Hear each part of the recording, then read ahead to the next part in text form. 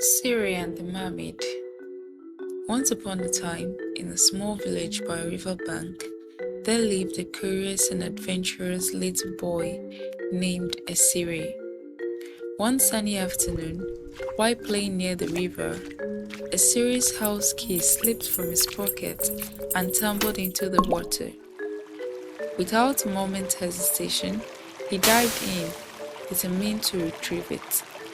The water was clear and cool, and Esire swam deeper, following the glint of his key as it sank. Just as he grasped it in his hand, he raised his head and found himself in an entirely different world. The river's surface shimmered above him, but all around were mermaids, their tails sparkling in shades of blue and green. One mermaid with golden scales and flowing hair swam up to him. "Welcome, Esire," she said, her voice melodious and soothing. "You've entered our realm. To return to your world, you must help us retrieve 4 ancient treasures.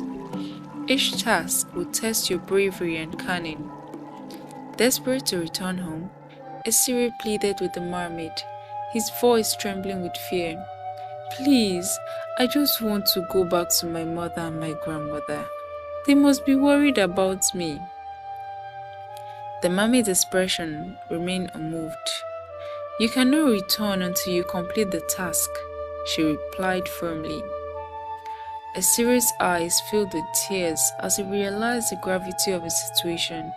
He cried and sang sorrowful songs for hours, hoping the mermaids would change their mind, but they remained steadfast in their decision. Seeing no other choice, Esire wiped his tears and gathered his courage.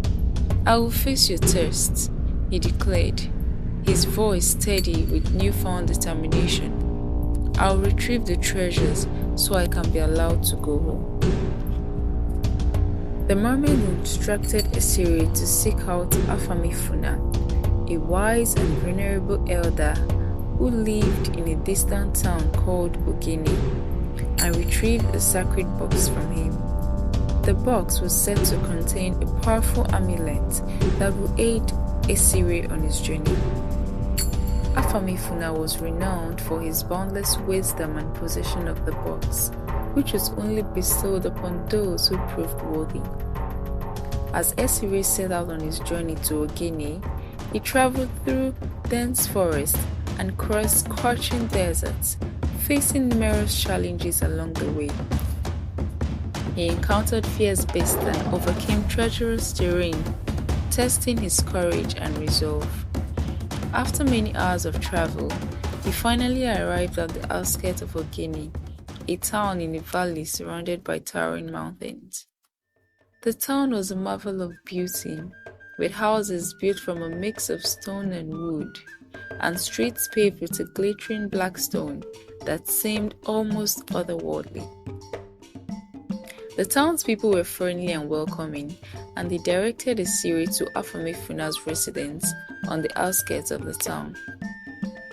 When he entered the residence, he saw Afamifuna sitting on a stone bench, his eyes closed in meditation. Esire, filled with a sense of entitlement, didn't bother to greet the wise old man. Instead, he demanded, "Where is the box? I have come for it." Afamifuna opened his eyes, looked at Esire and said, "You enter my presence without a greeting, young one. You show no respect, no humility. How can I entrust you with the sacred box?" Esire scoffed. "Respect? Humility? I don't need those things. I just need the box." Afamifuna shook his head. "You are rude and arrogant, Esire. You must learn to respect those who have come before you, to listen and learn from their wisdom. Only then will I consider giving you the box." Esire was taken aback. No one had ever spoken to him like that before. He realized that he had acted foolishly and that Afamifuna was right. He took a deep breath and began to apologize. "Forgive me, Afamifuna. I was wrong to act in such a way. I will learn to respect and listen. Afamifuna nodded. Good. Then let us begin your lessons, young one. And so, Esire embarked on a series of tasks set by Afamifuna, each designed to test his character and determination. Task 1. The heart of the matter. Afamifuna presented Esire with a delicate situation. Two beloved townspeople, once inseparable friends, were now at odds over a precious family heirloom. The atmosphere was tense, and the community was divided. Esire was tasked with mediating the conflict and finding a resolution that will restore peace to the community.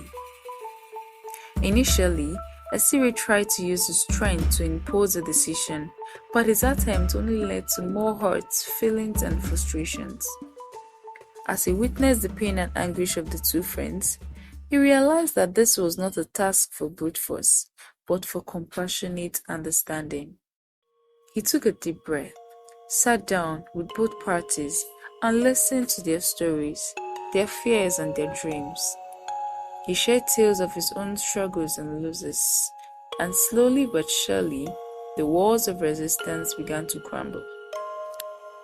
The two friends began to see beyond their differences and remember the love and laughter they once shared. With Esire's gentle guidance, they found a way to resolve their disputes, not by dividing the heirloom, but by creating a new joint family tradition that honored their friendship and the memories they had. The community rejoiced, and Esire learned that true strength lies not in physical power, but in courage to listen, to understand, and to heal. Task 2. Help a stranger in need. Esire was instructed by Afamifuna to help a stranger in need without expecting anything in return. He was directed to a nearby forest where an elderly woman lay ill and weak. Esire helped the woman recover, fetching water and herbs to aid in her recovery. But as the woman regained her strength, Esire demanded a gift in return, threatening to leave her if she didn't comply. Fearful and grateful, the woman handed him a small bag of money. Esire took it, feeling entitled to the reward. However, as he walked back home, he opened the bag to find that the money had turned to dust. He realized that his greed and entitlement had rendered the gift worthless. Afamifuna appeared, shaking his head in disappointment. Esire, you fail to understand the true meaning of selflessness. Your desire for reward corrupted the act of kindness. Remember, the joy of helping others is the reward itself, not the expectation of something in return. Esire felt ashamed and disappointed in himself. He returned to the elderly woman, apologized for his behavior, and offered to help her again without expectation of reward.